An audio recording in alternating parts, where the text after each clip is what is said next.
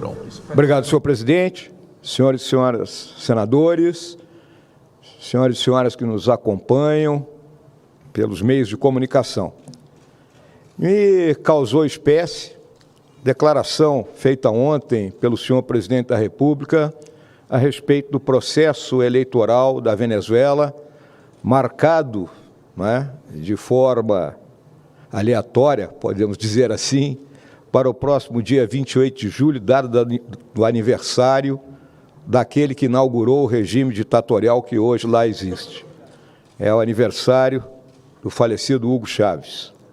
Eu vou procurar aqui, de maneira rápida e dentro do tempo que eu disponho, aclarear para o senhor presidente da República e também para todos aqueles que nos acompanham a situação que aquele país vive e onde poderão tirar suas conclusões sobre se lá existe um sistema democrático ou não.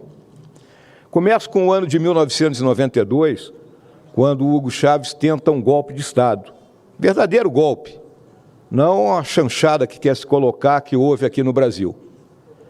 Ele mobiliza a sua tropa de paraquedistas, ataca o Palácio Presidencial, seria como atacar o Palácio do Planalto aqui, a tiro, bomba, ataca a casa do presidente da República com a família do presidente da República lá dentro.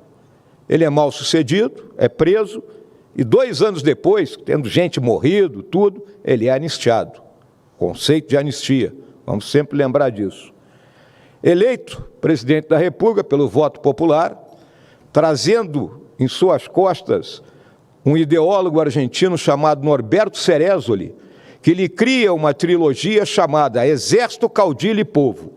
O Exército, Forças Armadas, como sua força de sustentação, ele, o caudilho, e o povo sendo guiado por essa dupla. Eleito no ano de 98, assume em 99. Portanto, são 25 anos desse regime. Faz uma nova Constituição. E na Venezuela existem, senador Girão, 5 poderes. Não são 3 como aqui. O Tribunal Eleitoral que nós temos aqui lá é um poder, é o poder eleitoral. E o 5º poder seria a união da CGU, AGU, TCU, é o chamado poder cidadão. Muito bem. Ele inicia esse processo, o legislativo venezuelano se torna unicameral e ele obtém o controle desse legislativo, que lhe concede aquilo que lá é chamado de uma lei habilitante. No ano de 2001, ele recebe esse poder de legislar. E, a partir daí, começa a mudar a estrutura do país. O país se revolta. Em 2002, tenta um golpe contra o Chávez. O Chávez fica 3 dias afastado, retorna porque há uma briga entre os próprios que o apearam do poder, e o general que foi responsável por essa volta do Chávez, depois morre na prisão, onde foi colocado pelo próprio Chávez. Muito bem. A partir daí, o processo se acelera. Há uma greve da companhia petrolífera, PDVSA, no final do ano de 2002, que destrói a companhia e inicia um processo de destruição do país. Uma destruição econômica. E com o grupo do Chávez, tomando conta de todo o país. Já naquele ano de 2003, surge a figura da senhora Maria Corina Machado, na época uma jovem, buscando se antepor a esse estado de coisas. Com outras lideranças, como Leopoldo Lopes, Henrique Capriles e outros que eu já não me recordo, que já faz muito tempo que esse período passou. Jamais puderam disputar uma eleição em igualdade de condições. Jamais. Digo e afirmo isso. Hugo Chávez vem a falecer no ano de 2013 e entrega-se o governo ao Maduro, que era seu vice-presidente. E na Venezuela o vice-presidente, senhor presidente Rodrigo Pacheco, não é eleito, ele é indicado pelo presidente após a sua eleição. O Chávez teve vários vice-presidentes, porque podia retirar, igual retira-se um ministro quando a gente compõe um governo. Maduro, então, está há 11 anos no poder. As perseguições são incansáveis. As principais lideranças políticas ou se exilaram ou estão presas. Hoje nós temos em torno de 300 presos políticos na Venezuela. Recentemente, uma ativista de direitos humanos, a senhora Rocío San Miguel, foi presa e passou 3, 4 dias incomunicável. Por ter naturalidade espanhola, houve uma pressão, não é, da Embaixada da Espanha, obviamente do governo da Espanha, para que ela pudesse ter acesso, ou seus advogados e sua família pudessem ter acesso a ela.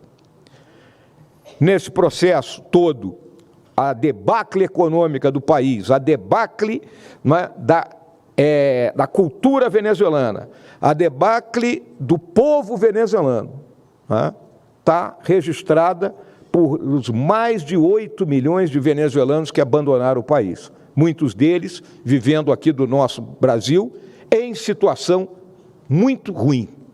A gente anda pelas nossas cidades e vê venezuelanos numa situação de mendigância pela dificuldade que tem de serem alocados em empregos aqui no nosso país, e isso ocorre em outros países. Pois não, senador? Presidente, peço 2 minutos só para encerrar minhas palavras. Corroborando o que foi colocado pelos meus 2 colegas, né, nesse processo, a Suprema Corte, a primeira parte dela, o Chaves aumentou o número de magistrados, coisa que se dizia que o presidente Bolsonaro ia fazer aqui, e que jamais foi feito. Né? Então, ao aumentar o número de magistrados, ele adquiriu o controle da Suprema Corte, fora ter nomeado todos os juízes, né, todos os magistrados do poder eleitoral. Então, a partir daí, não há eleições livres na Venezuela. É isso que tem que ficar colocado. Né? O regime ditatorial busca se preservar com o apoio das Forças Armadas da venezuelana, isso tem que ficar muito claro também, né? E, consequentemente, né, o Brasil, que sempre esteve do lado certo da história, não pode se colocar agora do lado errado da história e apoiar e dizer, né, que o que vai acontecer naquele país está de acordo com os princípios democráticos que nós praticamos. Era isso que eu gostaria de deixar claro aqui e também buscar clarear isso para o senhor presidente da República, porque não quero colocar que ele está agindo de má fé. Acho que os assessores dele deveriam informá-lo melhor.